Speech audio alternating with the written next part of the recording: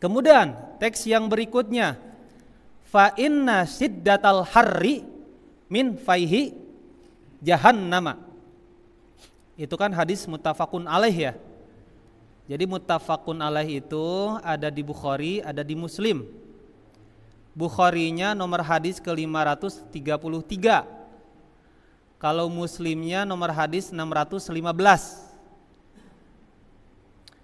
Fa inna siddatal harri min faihi jahannam. Maka sesungguhnya yang terasa udara panas itu dari uap Jahannam. Kok bisa? Jahannam itu kan adanya di akhirat. Masa iya sampai terasa di dunia? Kan gitu ya. Pikiran nakal kita kan kadang-kadang seperti itu.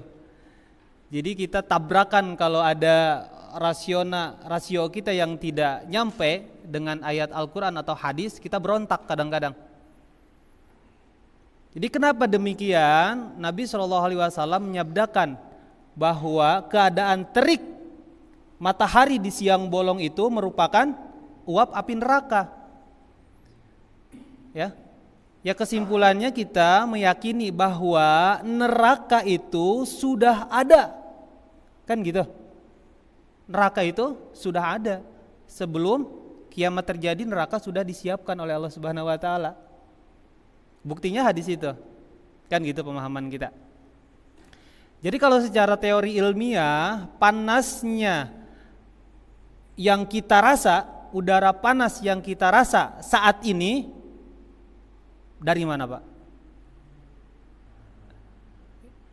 Tengah hari bolong kita terasa panas, itu kan gerah dari matahari. Sedangkan menurut ilmu fisika nih, Pak Muhammad Isra'i ahlinya fisika ini, katanya, jadi kan kalau ini matahari, ini ada bumi gitu kan. Jadi bumi itu mengitari matahari, tapi mengitarinya itu nggak bulat, tapi elips. Elips itu lonjong kayak telur gitu kan, elips gitu. Berarti ada suatu saat bumi ini mengelilingi matahari dan bumi ini berdekatan dengan matahari. Nama atau istilah fisikanya ketika bumi berdekatan dengan matahari disebut apelion kan gitu. Ya, betul gak? Apelion kan? Yang katanya jaraknya itu sekitar 147 juta kilometer. Ketika bumi jarak paling dekat dengan matahari. 147 juta kilometer. Kalau nggak percaya coba Bapak hitung pakai meteran. Ya. Dan titik terjauh ketika bumi dengan matahari disebut dengan perihelion kan gitu fisikanya. Itu sekitar jaraknya terpaut 5 juta kilometer. Yaitu 152 juta kilometer dengan bumi. Jarak sejauh itu dari bumi ke matahari kita rasakan sepanas ini. Ya, apalagi sekarang di Timur Tengah. Bahkan sampai mau hampir 50 derajat Celcius. Kenapa Nabi SAW bersabda demikian? Karena udara panas yang kita rasakan saat ini, yang menyengat ini merupakan uapnya neraka. Berarti kalau kita bayangkan uap itu Pak, kalau ada api, uap, berarti uap itu kan ujung terakhir dari panas api kan gitu. Ujung terakhir dari panas api. Ada hadis dari Abu Hurairah di Sahih Bukhari disebutkan seperti ini. Istaqat an-naru ila rabbiha. Jadi neraka itu ngadu sama Tuhannya. Faqalat, maka neraka itu ngadu kepada Allah Subhanahu wa taala. Ya Rabb, wahai Tuhanku, akala ba'di ba'don. Sebahagian dariku memakan sebahagian yang lain. Fa'dzan li binafsaini. Maka izinkanlah aku untuk 2 hembusan saja. Nafsun fisyita'i, 1 hembusan ketika musim dingin. Wa nafsun fis-shayfi, dan 1 hembusan ketika musim panas. Nah, kata Nabi SAW, fahuwa asyaddu ma tajiduna minal harri. Nah, itulah yang kalian rasakan ketika terik matahari. Wa asyaddu ma tajiduna minaz zamhariri. Dan itulah yang kalian rasakan ketika musim dingin.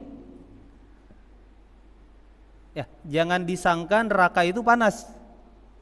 Tapi neraka pun ada yang dingin, tapi dinginnya sangat dingin.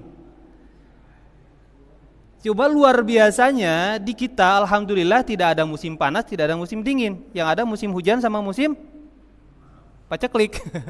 Musim hujan sama musim apa di kita? Cuma ada 2 kan? Coba di negara lain ada 4 musim. Ada summer, ada winter. Nah, summer ini ketika panasnya sangat menyengat, itu bisa diibaratkan adalah hembusan neraka ketika dia mengeluarkan hawa panasnya. Kan gitu. Asyaddu ma tajiduna minal harri.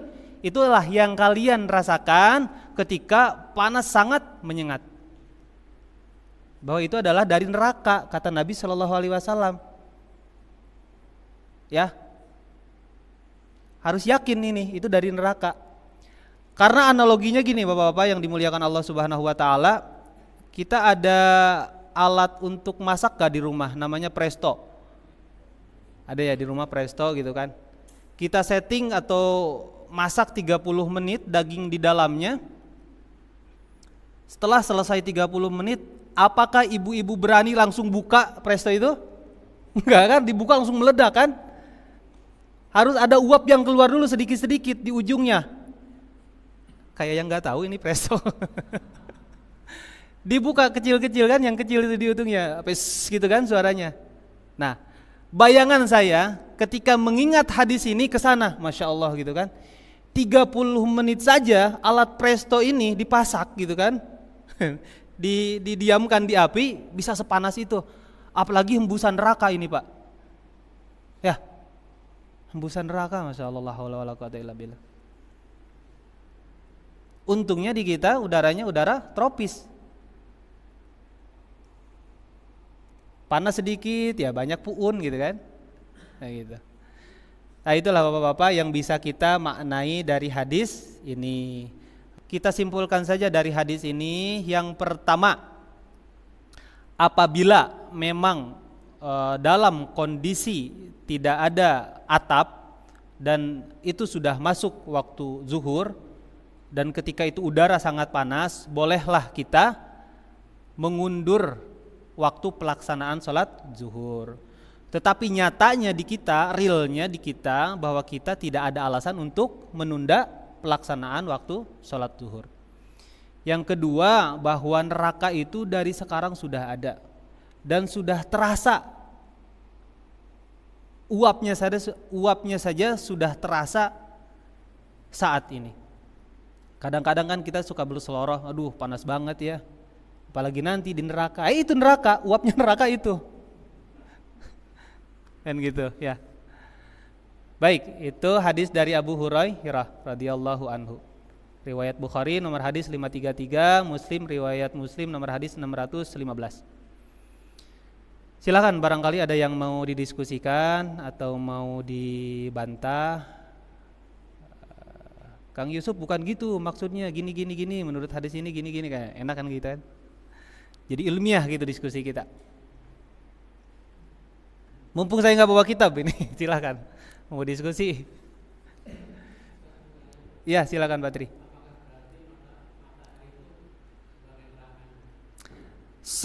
Apakah matahari itu sebagai neraka? Sempat terpikirkan oleh saya, jangan-jangan neraka nanti itu adalah matahari itu sendiri. Tapi walau alam tidak ada keterangan nas Al-Quran ataupun hadis yang menyatakan bahwa matahari itu adalah sebuah neraka.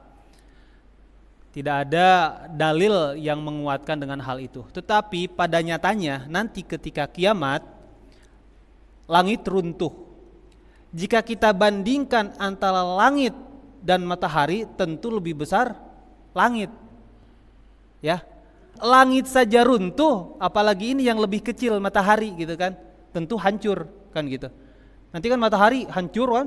Hancur dan salah satu kehancurannya itu kena ke bumi dan itu berefek kepada kehancuran bumi. Salah satu keterangan ilmiahnya seperti itu. Ya.